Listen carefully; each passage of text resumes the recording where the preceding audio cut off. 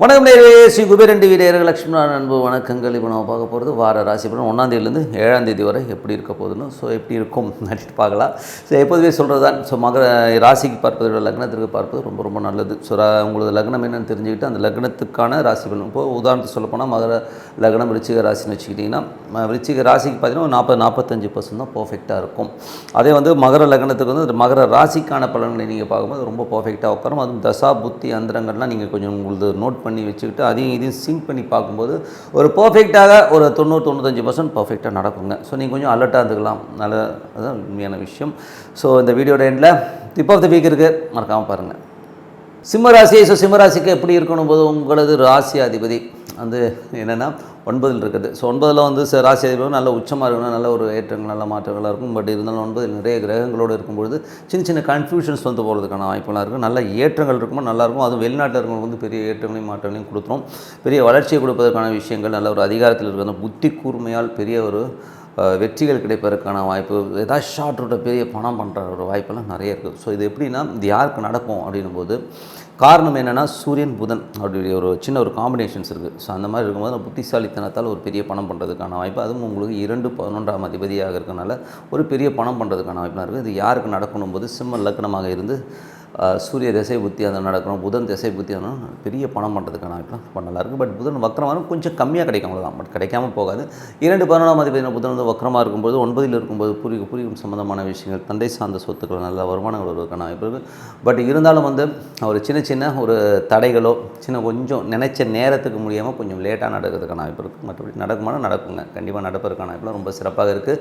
3ஆம் அதிபதியான இது வந்து மேஜராக யாருக்கு நடக்கணும் போது சிம்ம லக்னமாக இருந்து புதன் திசை புத்தி அந்த பெரிய ஒரு லாபங்களை கொடுப்பதற்கான வாய்ப்பு ரொம்ப சிறப்பாக இருக்குது. பூர்வீகம் சம்மந்தமான விஷயங்களாக இருந்தாலும் சரி, வெளிநாடு சம்மந்தமான விஷயங்கள், வெளிநாட்டில் செட்டில் ஆனவங்களும் வந்து பெரிய வருமானத்தை கொடுப்பதற்கான வாய்ப்பாக இருக்குது. இது யாருக்கு மேலும் புதன் திசை புத்தி அந்த நடக்கணும், கண்டிப்பாக நடக்கும். மற்றவங்களுக்கு கொஞ்சம் ஒரு 15% நடக்கும். 3ஆம் அதிபதியான சுக்கிரன். ஸோ 3ஆம் அதிபதியான சுக்கிரன் வந்து 10ல் இருக்கும்போது 3 புதிய தொழில் ஒப்பந்தங்கள் கிடைப்பதற்கான வாய்ப்புலாம் ரொம்ப நல்லாயிருக்கு.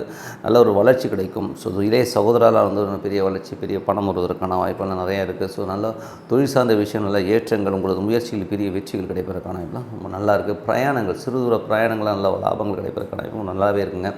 இது யாருக்கு நடக்கணும் போது சிம்ம லக்னமாக இருந்து சுக்கிர திசை புத்தி அந்தரம் நடக்கணும், கண்டிப்பாக நடக்கும். 4ஆம் அதிபதியான செவ்வாய் 11ல் இருப்பது வந்து நல்ல லாபங்களை கொடுக்கும். ஸோ 4-9ஆம் அதிபதியான செவ்வாய் வந்து 11ல் இருக்கும்போது தந்தை சார்ந்த உறவுகளால் நல்ல லாபங்கள், நல்ல ஏற்றங்கள், ரியல் எஸ்டேட் சார்ந்த துறைகள், வண்டி வாகனங்களால் வியாபாரம் பண்ணுறவங்களுக்குலாம் வந்து பெரிய லாபங்களை அள்ளி தருவதற்கான சிறப்பாக இருக்குது. இது யாருக்கு மேஜராக நடக்கும் அப்படின்னும் போது சிம்ம லக்னமாக இருந்து செவ்வாய் திசை புத்தி அந்தரம் நடக்கிறவங்களுக்கு பெருத்த லாபங்களை அள்ளி தருவதற்கான ரொம்ப சிறப்பாக இருக்குது. மற்றவங்களுக்கும் ஒரு 15% நடக்கணும், இவங்களுக்கு ஒரு 85-90% பர்ஃபெக்டாக நடக்குங்க. அதுக்கப்புறம் பார்க்கும்போது உங்களுக்கு தான் 5ஆம் அதிபதி குரு 9ல் இருப்பது. ஸோ 5-8ஆம் அதிபதி உங்களுக்கு வந்து குரு வந்து 9ல் இருக்கும்போது அப்பா சம்மந்தமான விஷயங்கள், குழந்தைகள் சம்மந்தமான விஷயங்கள், சின்ன இடர்பாடுகள், சின்ன ஒரு டென்ஷன்ஸ் வந்து போகிறதுக்கான வாய்ப்பெல்லாம் இருக்குது. பட் இருந்தாலும் 9ஆம் அதிபதியான குரு வந்து உங்களுடைய ராசியை பார்ப்பதனால் எப்பேற்பட்ட விஷயமாக இருந்தாலும் அடித்து தூள் கிளப்பி பக்கத்தில் ஒருத்தர் யாராச்சும் சப்போர்ட்டுக்கு வந்துடுவாங்க. ஸோ நமக்கு வந்து ஒரு பக்கபலமாக ஒரு சப்போர்ட் கண்டிப்பாக கிடைக்கும். அதில் எந்த மாற்றமும் இல்லை. ஸோ அது ஒரு பெரிய ப்ளஸ் தான். பட் கொஞ்சம் அலர்ட்டாக இருந்துக்கணும். ஏன்னா வந்து 5 மற்றும் 8ஆம் அதிபதி குழந்தைகள் சம்மந்தமான விஷயங்கள், அப்பா சம்மந்தமான விஷயங்கள் கொஞ்சம் கவனமாக இருக்க வேண்டியது காலகட்டங்கள் தான். பெரும் பணம் சம்மந்தமான விஷயங்கள்லாம், இன்வெஸ்ட்மெண்ட் சம்மந்தமான விஷயம் கொஞ்சம் கவனமாக இருக்க வேண்டிய ஒரு காலகட்டம். மற்றபடி 6ஆம் அதிபதி 7ல் இருக்கும்போது கணவன் மனைவியோட சின்ன ஒரு கருத்து வேறுபாடுகள் இருக்கிறதுக்கான வாய்ப்புகள்லாம் இருக்குது.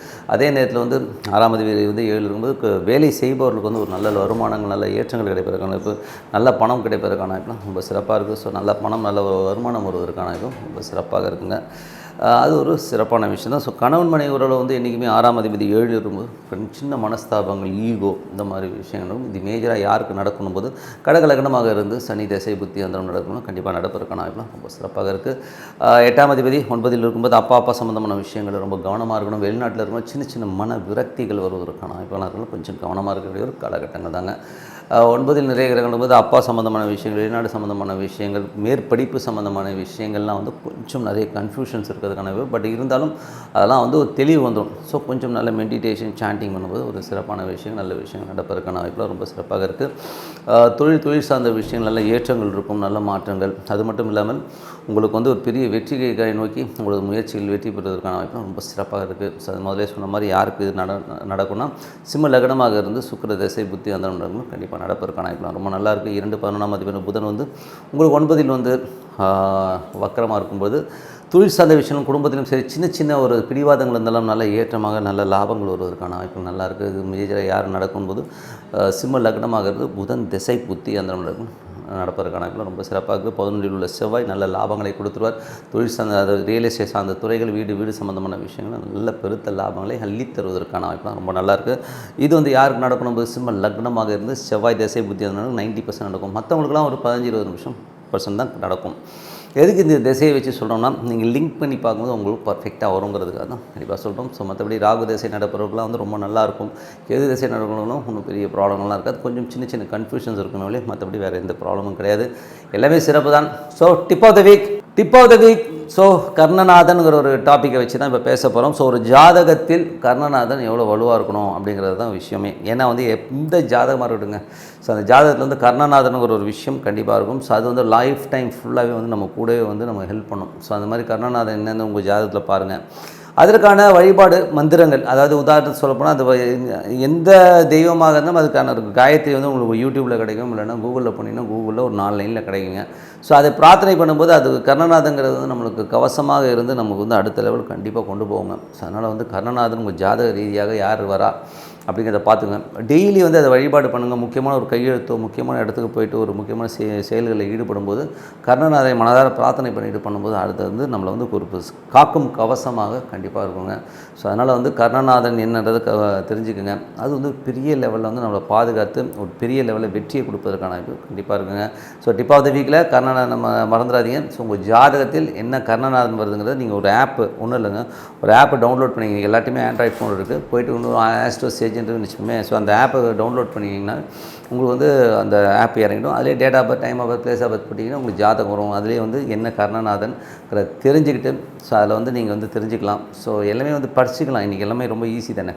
அதனால் கர்ணநாதனுடைய உங்கள் கர்ணநாதனுடைய தெய்வம் என்ன, அதுக்கான மந்திரம் என்னங்கிறது உங்களுக்கு யூடியூப்லேயே நிறைய வீடியோஸ் இருக்குது. இல்லைன்னா கர்ணநாதன் இப்போ உதாரணம் சொல்லணும்னு போனோன்னா ஒரு ஜேஷ்டாதேவி வருதுன்னு வச்சுக்கோமே. ஸோ ஜேஷ்டாதேவி காயத்ரி அப்படிங்கிற மந்திரத்தை அடிச்சுன்னா எதுக்கு இருந்தாலும் காயத்ரி மந்திரம் வரும். ஸோ அந்த மாதிரி காயத்ரி மந்திரத்தை வந்து ஜேஷ்டாதேவி காயத்ரினா அந்த ஜேஷ்டாதேவி காயத்ரி டெய்லி வந்து அது நம்ம ஒரு 12 முறை சொல்லும்போது நமக்கு வந்து அந்த மகாலட்சுமி வழிபாடு பண்ணுறோம். ஒரு நல்ல ஒரு வேவு கிடைக்கும், நல்ல ஒரு பாதுகாப்பு கிடைப்பதற்கான ரொம்ப சிறப்பாக இருக்கும். ஸோ நல்ல விஷயங்கள் நல்ல மாற்றங்கள்லாம் ஏற்படணும்னா இறைவனை வழிபாடுங்க. ஸோ இன்னொரு நிகழ்ச்சி சந்திப்போம். நன்றி, வணக்கம்.